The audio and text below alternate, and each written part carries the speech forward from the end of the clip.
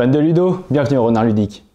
Vampire Rivals, un JCE, donc jeu de cartes évolutif pour 2 à 4 joueurs dans l'univers de Vampire la Mascarade et avec des parties d'environ 30-45 minutes. À la tête d'une faction de vampires, vous allez asservir des mortels, rassembler des alliés ou encore combattre vos rivaux dans la rue. Et tout ça pour tenter de prendre le contrôle de San Francisco. Allez, voyons comment se prépare au combat. Alors tout d'abord, vous devrez préparer le deck cité. Pour cela, vous allez piocher 6 cartes parmi les cartes événements et les mélanger au reste des cartes. Chaque joueur va récupérer 20 points de prestige et vous allez placer votre carte cabale et refuge côte à côte et votre bibliothèque qui est composée de 40 cartes et votre deck faction composé de 7 cartes vampires juste en dessous. Dans votre deck faction, vous allez récupérer un vampire qui sera alors votre meneur. Et en plus de placer un jeton meneur, vous allez placer autant de jetons prestige de votre réserve face goutte de sang visible que la puissance de ce vampire. Chaque joueur va venir déterminer son rival en piochant un jeton. Le numéro va correspondre au numéro du joueur. À 2 joueurs, votre adversaire, ça sera votre rival. Et le premier joueur va venir piocher 4 cartes de sa bibliothèque et une carte faction. Les autres joueurs vont piocher une carte faction supplémentaire. Enfin, vous allez révéler autant de cartes du deck cité que de joueurs. Et vous êtes enfin prêt à démarrer le combat. Donc la partie va se jouer en plusieurs tours jusqu'à ce qu'un joueur élimine son rival. Donc soit en éliminant tous ses vampires, soit en faisant tomber son prestige à 0. Et il y a également une deuxième façon de gagner, c'est dès qu'un joueur obtient 13 points de cabale. Chaque tour de joueur va être décomposé en 3 phases. Vous aurez une phase initiale, une phase d'action et enfin une phase finale. Lors de la phase initiale, vous devrez tout d'abord gérer le deck cité. À l'exception du premier tour, vous allez retirer tous les événements persistants et vous allez ensuite piocher nos cartes.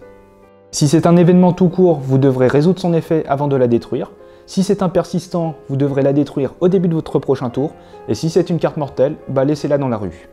Et ensuite, vous devrez redresser toutes vos cartes épuisées et les remettre dans votre refuge. Vous passerez ensuite à la phase action, vous pourrez en réaliser 2 parmi 5, sachant que vous pouvez très bien faire la même lors de votre tour. Et en plus de cela, certaines de vos cartes vous proposeront d'autres actions. Et du coup, en termes général, vous pourrez piocher une carte, donc soit de votre bibliothèque, soit de votre deck faction. Vous pourrez recruter un vampire, revendiquer le titre de Grand Prince de la Cité, vous pourrez jouer une carte action, ou encore vous pourrez effectuer une attaque. Donc piocher une carte, il n'y a pas de souci, soit de votre bibliothèque, soit de votre deck faction. Pour recruter, vous allez pouvoir jouer une carte vampire de votre main dans votre refuge. Vous devrez ensuite placer autant de jetons prestige de votre réserve que la puissance de ce vampire. Et vous pourrez également revendiquer le titre de Grand Prince de la Cité, si la carte est présente en jeu et qu'aucun autre vampire l'a déjà revendiqué. Vous allez alors épuiser le vampire qui tente de récupérer ce titre, que vous aurez déjà mené dans la rue, seul ou en groupe. Et tous les joueurs pourront tenter une attaque contre ce vampire, mais sans pouvoir jouer de cartes, excepté le rival qui lui pourra jouer une carte attaque. Mais on verra comment fonctionnent les attaques un peu plus tard. Si le vampire succombe, il n'obtient pas le titre et reste dans la rue. Et à l'inverse, vous allez pouvoir attacher ce titre à votre vampire. A noter que c'est le seul titre qui peut en remplacer un autre. Cette carte vous permet de récupérer un point de prestige et un point de cabale à chaque tour, ce qui est vraiment super fort. Et vous avez la possibilité de jouer une carte action. Et pour cela, vous devrez épuiser un vampire. Alors vous avez tout un paquet de cartes action, comme des actions persistantes qui vont rester en jeu.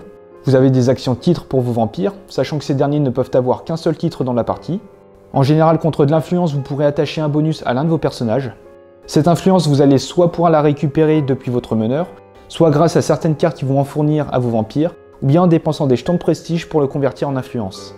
Vous avez des actions intrigues, représentées sous forme de questions. Avec ces cartes, chacun va pouvoir voter, donc soit par oui, soit par non, en misant de l'influence. Et là encore, vous pourrez jouer des cartes avec de l'influence, ou utiliser des jetons pour changer le cours de l'histoire.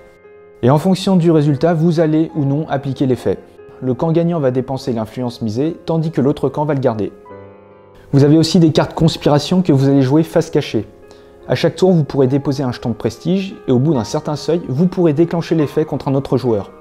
Mais il y a une petite subtilité, c'est que vous pouvez montrer cette carte à un ou plusieurs autres joueurs pour qu'ils vous aident. Ils pourront également déposer des jetons de prestige pour se protéger et pour déclencher l'effet plus rapidement. Et enfin, vous pourrez effectuer une attaque avec un vampire qui se trouve dans la rue. Ce vampire peut être seul ou accompagné, donc en groupe. Vous allez alors l'engager et choisir une cible. Si votre cible se trouve dans le refuge adverse, vous devrez par contre dépenser de l'information.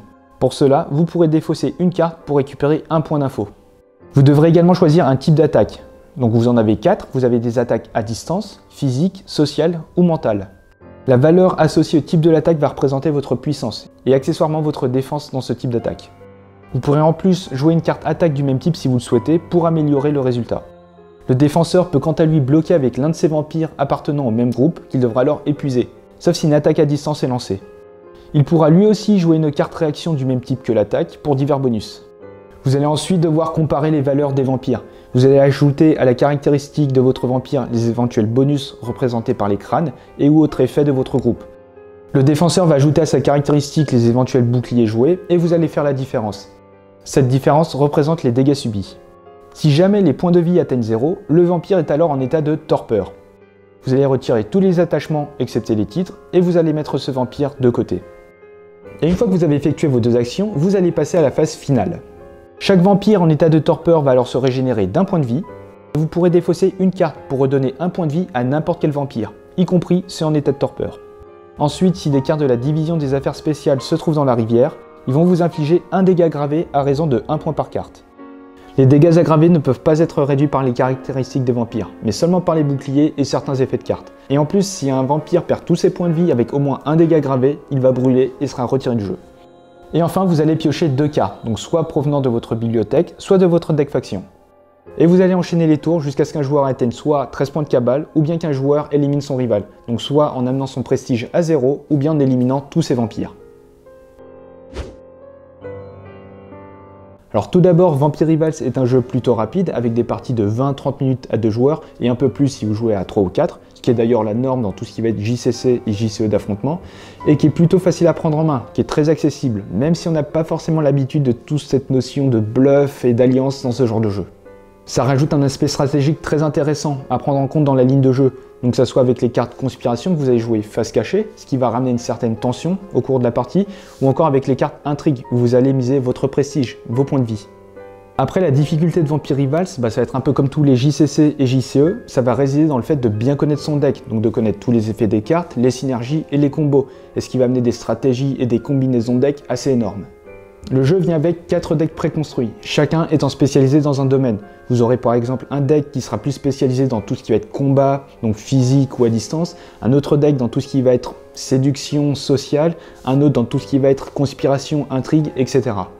Et en plus de cela, vous avez un autre paquet de cartes qui va vous permettre de créer vos propres decks, donc de vous amuser à trouver d'autres synergies, d'autres stratégies et d'autres combos.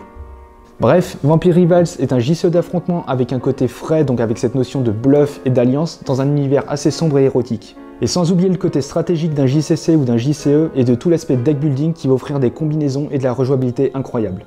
Et voilà, c'est la fin de cette vidéo, vous avez désormais tous les secrets pour devenir prince de la cité. Comme d'habitude, n'hésitez pas à soutenir cette chaîne en laissant un pouce bleu, en commentant et en vous abonnant. Et sur ce, on se retrouve dans une prochaine vidéo. Ciao!